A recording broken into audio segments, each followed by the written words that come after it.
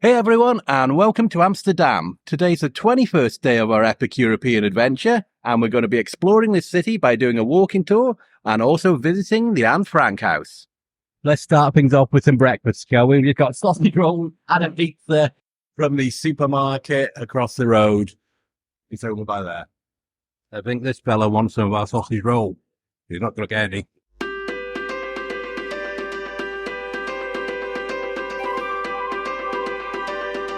We've just got to Dam Square. You can see the palace is behind me there. And we're just waiting to start our free walking tour. The company we're using today is Sandeman's, which is the same one we used in the Czech Republic in Prague in a few episodes back. So if you want to check that free walking tour out, just look for a previous episode of this series of Epic European Adventures. So we've got about another 10 minutes before we start the tour, so hopefully our guide should be here soon.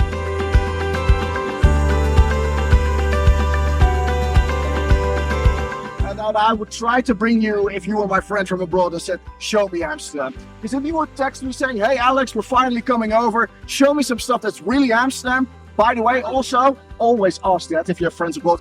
Name 3 things we definitely should not do. And they tend to be the top 3 in the TripAdvisor, by the way, you can find out. Number 1 would be Dam Square. Like immediately, if you live here, you never go to Dam Square. It's that square in your big touristy city. You never hang out here. It's the tourist part of our city, so we're going to get out of here as quickly as possible. Of course, if you want to know details, despite my sarcasm, it's a thick layer of sarcasm in front of you. Just ask. I will explain whatever you need to know, okay? Right over there is an old church named the New Church. What we're doing is more on the tour. We have a big grey bridge called the Blue Bridge. It's Amsterdam. That's kind of how we do. Sadly, under construction at the moment is our monument commemorating the Second World War. It's our national monument. We're undergoing renovation for the next couple of months, so you'll have to come back another time to see it. Every May 4th, we have our commemoration, our remembrance of the Second World War, and it's quite an impressive event. Tens of thousands of people on this square, complete silence. So not only the people on the square, but there's no trams driving, airplanes are not allowed to fly over Amsterdam. There's nothing, there's no traffic, it's complete silence for literally the only 2 minutes in this city per year, because it's a city, it's always noise. A very impressive moment on the years. Major misconception in our city for people that move here, I'll explain in a second, including my girlfriend. They make a vital mistake of getting the wrong pattern. What you'll see it everywhere, on stones and buildings. The reason is it's not XXX, the big misconception, it's actually a cross. That's where the big misconception starts. It's a St. Andrew's cross. It's supposed to be like a squared cross. It's a crucifix basically on its sides. The Scottish flag, for instance, is a St. Andrew's cross. So it's a flag symbol. You see it everywhere. Now the question is, of course, when you walk through a city far away from home, it's like, why? Why did this happen? The real answer is very disappointing. That's why I'll give you the famous lie first. The famous lie that they tell on boat tours and everything is that every cross represents a dark, dark passage in Amsterdam history, which is a city fire, a flood, and the Black Plague. Like that's like trailer kind of logic, and it's also not true. It's completely not true. We don't know is the real answer, and often for like this kind of job, that's just not good for the entertainment value of your tour.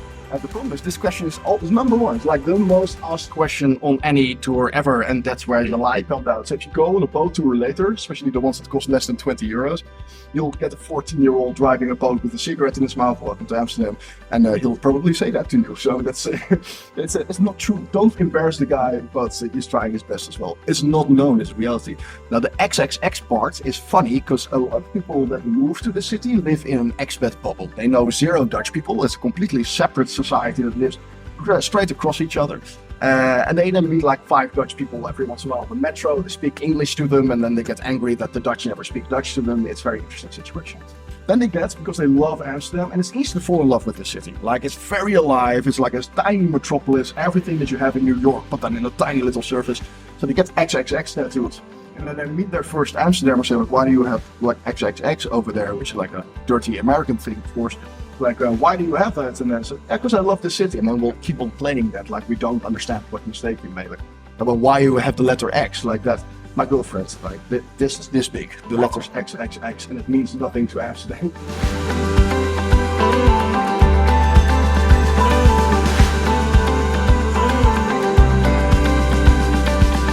Now, if we walk into that direction, then we walk outside of the city limits of the old Amsterdam. There's so many different eras of Amsterdam in a very short amount of time.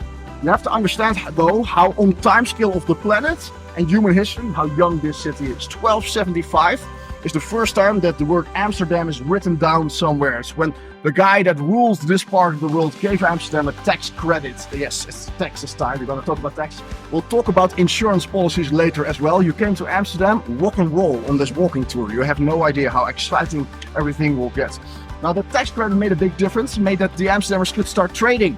It was always a dam in the river Amstel, Amsterdam, that's your name right over there. And then suddenly there was business. There was a reason to build a house or two, wooden houses on the swamp. For a couple of 100 years, the trade kept on expanding and expanding and expanding. And the Dutch started building their own ships, selling them to other countries, but mainly sailing out to faraway lands like this part of the world, Malaysia, what you now call Indonesia, that whole part of the world for the trade. At that point, the Dutch East India Company was founded, and that changed everything in Dutch history. That company was rich. The richest company still, some historians say it's unprovable, but the richest company still today in human history. An estimate from one writer, that's just very telling. Nobody knows if this is true, but an estimate is that at its peak, it was worth the current equivalent of the GDP of Germany and Japan, two of the richest countries on the planet, combined in one company. That's the Dutch East India Company.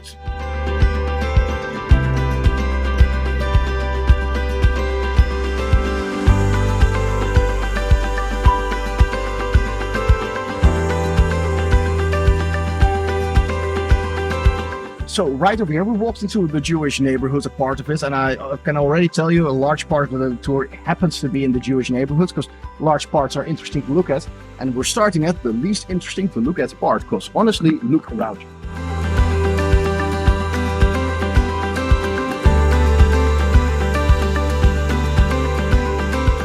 Now in the 1850s, the train had to be everywhere. It was going to be the Industrial Revolution, that era. So in Amsterdam, the idea was trains need to be here, and we're Amsterdam, so we need to be in the forefront. We're going to build our train station on a man-made island in the sea, so the whole world goes, ooh, right over there. Then we built it, it was done. The building is incredible. You can tour it with a historian, with other tour guides for hours. That's how many nice details are in there. And they will also, if you ask them if they're a true historian, agree that it should not exist. It's at the worst place they could have built. No one goes, ooh, at Central Station. They go like, oh, that's a nice building, and then they move on. The tragedy is that it should have been in the south of our city. We used to be like Venice, like a horseshoe sitting in the water, and then they cut it off with a big train track to the north of Central Station. It's an impressive structure. It's standing on tens of thousands of wooden piles that keep it up from the soggy soil that the city is made on, but it cut it off.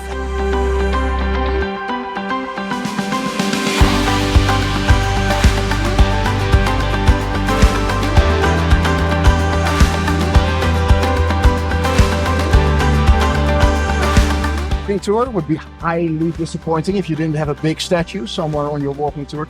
I tried to find a guy on a horse. You always want a guy on a horse when you go abroad. We don't have a guy on a horse on walking distance. You'll have to do with my hero in history, Baruch Spinoza. Benedict Spinoza, if you want to Latinify him.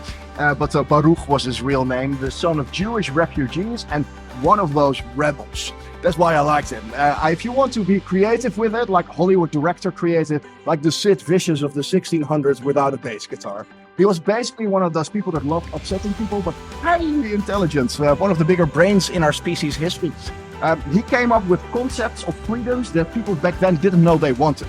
That's how abstract this man works. Like a lot of the things that he wrote down, and this is scientific. This is not like looking at the sky and I think it works like this. He deducted things on scientific basis, were accepted hundreds of years later into theory as a real reality and real science. I'll give you a small little occurrence in human history that he actually pitched as an idea: democracy, the modern idea of it, the separation of a state from you, the person, basically, the individual freedoms. He was the first one who pitched that. So those 5 houses often get called the dancing houses of Amsterdam because They look like they're dancing, bro, leaning to one side. If it looks like they are sinking, why is that? It's because they are sinking. Amsterdam is built on a swamp. City burnt down twice. Again, you need a statue on your walking tour and you need your city fire on a walking tour. We had two of them, okay, back to back. Major tragedies in the late 1400s. The entire city got destroyed twice. And around that same time, the trade came in, later the Dutch East India Company, and suddenly the necessity to build fireproof houses started to accelerate. Stone houses on a swamp. You can't do it. You'll go straight in. The only way to get around it, this necessity of building a lot of houses, is building them small and narrow so that there's more people that can build, and also to build them with foundations that go into the ground. So just like in Venice, they go 10, 15 meters into the ground until they hit clay or sand or something that's not a swamp, and that's what they're resting on. Great for the 1600s. 1650 it still looks fine. 1675 the windows spontaneously break and you wonder what happened. Was it divine intervention? No, it was gravity.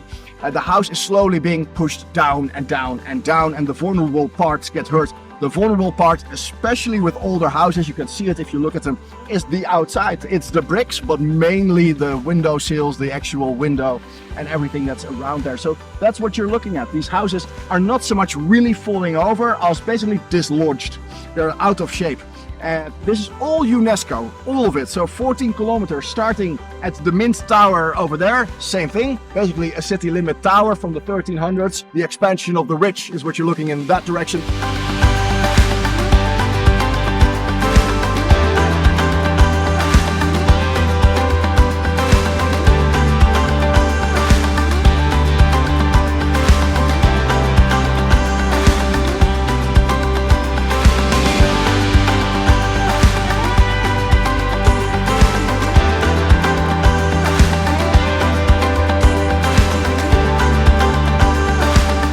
Romantic selfies on the Travelshorts Bridge. Beautiful right over there. You might want to know the year that this bridge that you want to photograph was built. This bridge was manufactured and constructed in the year 2022. February this year. That's when the Travelshorts Bridge was built, and it's a beautiful replica, exact replica of the same bridge that was before here. 50 years before that, exact replica. And the reason is, you can see at the chains, it's a drawing bridge. It opens and closes dozens of times per day. And just by simple Dutch traffic laws, it needs to be replaced. Nice that it's old and quaint, but if it opens and closes, safety laws gets replaced. So.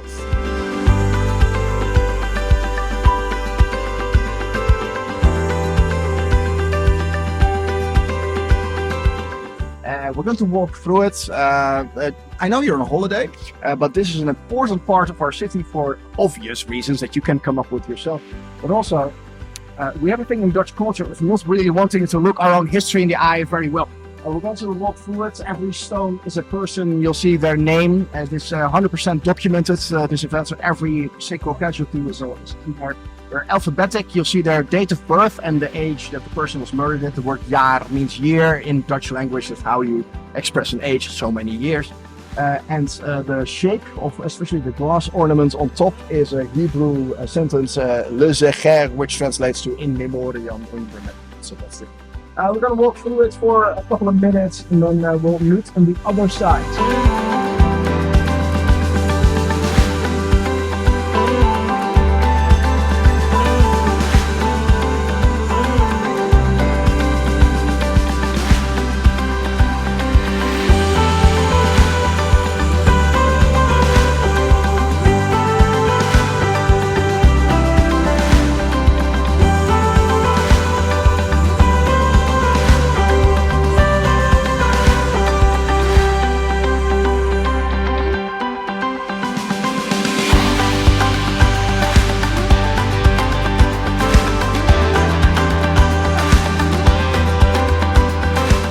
As the last of the tour, a view that most Dutch tourists see. So the Skinny Bridge, this bridge right over here, is the Dutchest thing you can do.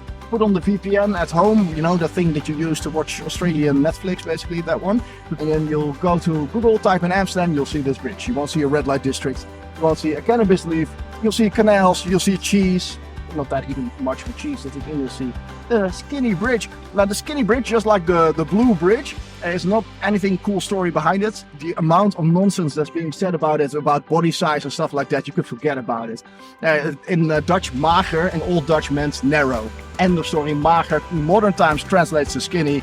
It's a weird translation. Just like the Watersusken Bridge, not an ancient bridge. The connection is from the 1300s, already before Amsterdam got as far out in the Amstel River as you are right now.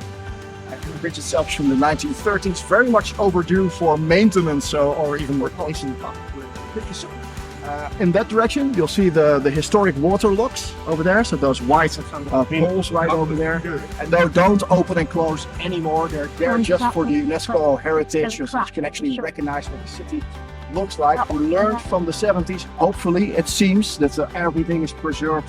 The hotel with flags over there is another monument of our cities, the Amstel Hotel. If you think, oh, that looks cool, next time I'll stay in the Amstel Hotel, do it after you sold your company to Silicon Valley. It is an expensive hotel, Mick Jagger's favorite hotel in the world. So it gives you an idea of the price points that we're talking about, not the Holiday Inn. It is an incredibly nice place. You can have lunch over there, feel like a rich person. Amstel, Dam Square, that's where we started. You keep walking with the river to your right and you end up at Dam Square. If you think, where's Dam Square? After 25-30 minutes and you see office parks and a business district pop up, you walked into the wrong direction, so turn around. So that's basically where you need to head.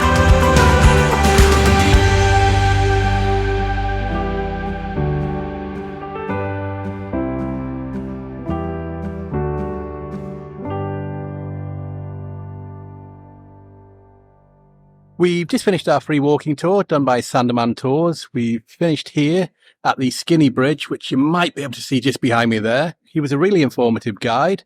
We enjoyed it. Matthew enjoyed it. Even Holly enjoyed it, and she doesn't really enjoy walking tours very much. So even though it was a free walking tour, obviously you do need to tip the guides afterwards. So we gave 30 euros, 10 euros each, which I guess is what you'd pay for a couple of hour walking tour if you were to do it separately.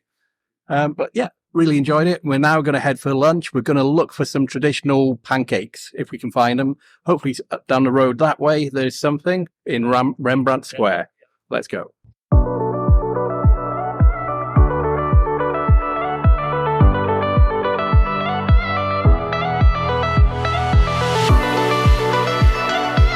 So that's Matthew's pancake with Nutella and ice cream. That's normal size. Yeah. It is quite big, but it's quite flat, so it won't be that much. So this is Holly's mini pancakes with strawberries and blueberry.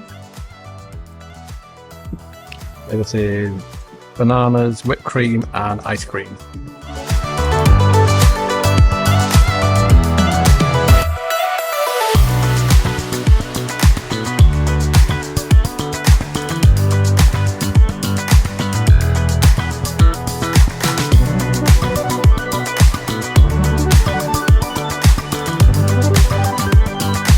We've just had our pancakes at that pancake shop.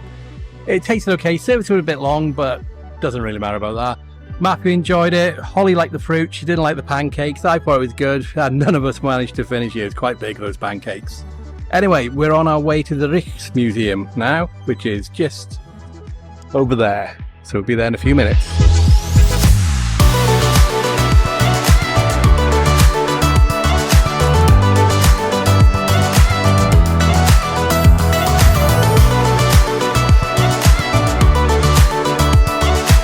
Unfortunately, the Ruks Museum is only allowing pre-booked ticket holders in only at the moment, which every single museum we've booked so far, I've done everything in advance, but we weren't planning on coming to this museum at all. Just I was quite close to the Pancake House, so I thought we'd come here and just take a look around, but you can't buy tickets on the door anymore, just to pre-warn people if they're going to turn up. Oh well, we've got the rest of Amsterdam to explore. We're just going to walk around for a little bit more. Currently, we're just sitting in a park, taking a rest, but we'll go for a walk around. Later on today, we've got tickets to the Anne Frank House, which I think every person who ever comes to Amsterdam goes to the Anne Frank House. We haven't got any plans, we're just walking around, so it might be a bit of a boring video, but I hope you enjoy it. Van Gogh Museum is right over there. I've just had a look if we can book tickets to the Van Gogh Museum, which is just over there, but unfortunately, all the dates for this week are sold out already. That's sad, isn't it, Holly? Yeah. So again, I didn't really plan Amsterdam very well, other than the Anne Frank House and the walking tour. because Amsterdam was a bit of a last minute idea to come to. But yeah, see, today's 15th of August, all this week, no tickets have been. 15? Yeah, today's the 15th of August.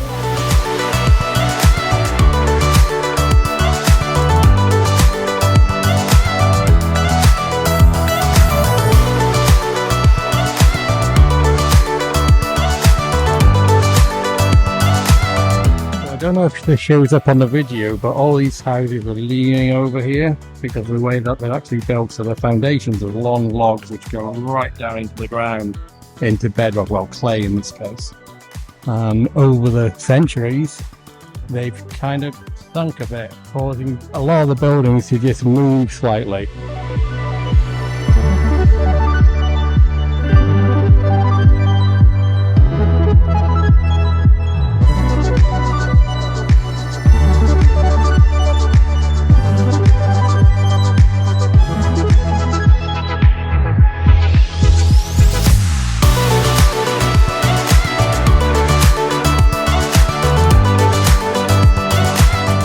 We're back at the hotel room. We've walked around for a good couple of hours, and on the way here we just stopped in the supermarket, which is almost downstairs from the hotel. I bought a selection of some fruits, cheeses and some weird drinks. When I say weird drinks, I mean we've got a marshmallow flavoured cola, a coconut flavoured cola, and also just some water and some Fanta lemon as well. Got a nice selection of fruits here, so raspberries, blackberries and blueberries. I just grabbed some bit of cheese for a bit of savoury flavour. But yeah, marshmallow cola and coconut flavoured cola. Never seen those before. I think Matthew wants to try them out.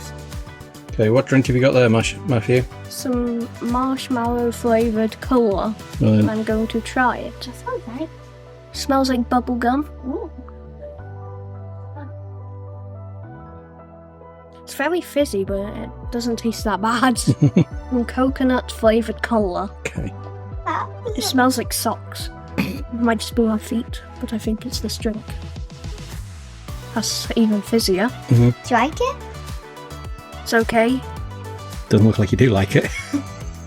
No, I just moved it away because I almost got it all over me. We've had a good rest in the hotel room, and now we're walking towards the Anne Frank house. We've got our tickets for 6:30. We needed to book them well in advance, otherwise there's no chance of getting in on a day.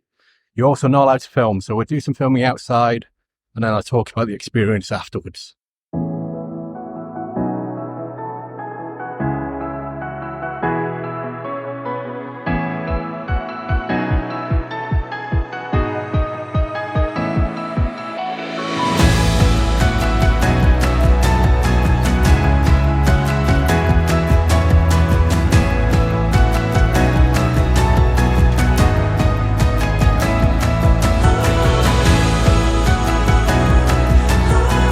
So we've just come out of the Anne Frank house, which you can see behind us. As I mentioned earlier, you're obviously not allowed to film or take photographs in there, but obviously that didn't stop a number of people, which I think is pretty disrespectful, if I'm honest. I've been there before about 12 years, but I went Matthew and Holly to experience it, especially where we've been in the last few weeks. So obviously we've been to Auschwitz, we've been to Berlin, we've seen lots of Holocaust memorials, and it is a sobering place to go to. It's interesting to see where these people stayed for quite a long period of time before they were actually sold out and captured. We're now walking up the street to actually see the Anne Frank monument, which is a statue dedicated to her. And when we're there, I'll show you that as well. So here is the Anne Frank monument, just around the corner from her old house, well, the building where she stayed.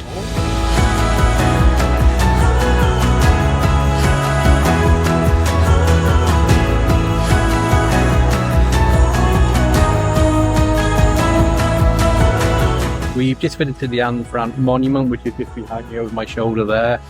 It's getting a bit late in the evening now, so we're going to get some dinner. After that, we're going to head back to the hotel and prepare for our big journey back home tomorrow. So tomorrow is the 22nd day of our epic European adventure, and it's time to go home. But first, we're going to go and get some dinner. We just need to find a restaurant that we like.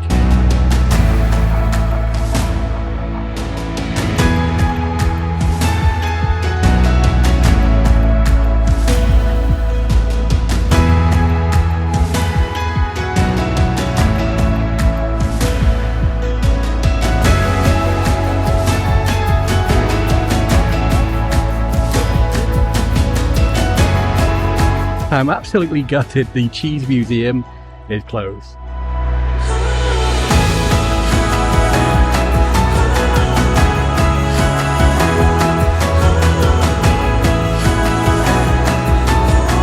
And it's decided to rain a bit while we're walking to find some food. It's not too bad, at least. It was getting a bit wet, but oh well, it's the last day, it doesn't matter.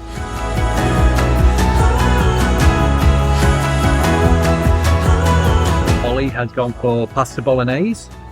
Matthew has gone for his ever favourite fish and chips. And I have gone for a barbecue burger with skin on fries.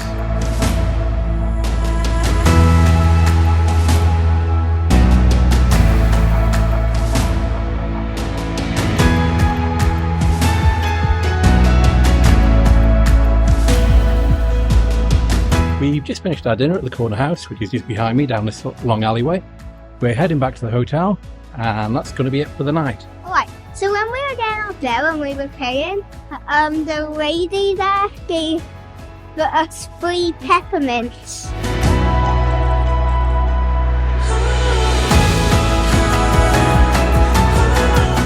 We're back at our hotel. We've walked from the restaurant where we had quite a nice dinner, wasn't it, Holly? Tonight is night 21 of our Epic European Adventure, which means it's the last night of our trip.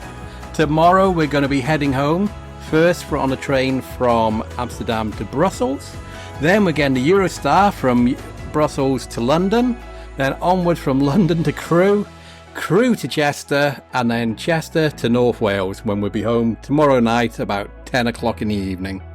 So if you made it this far in this episode, thank you so much for watching. And here's Holly with a special message.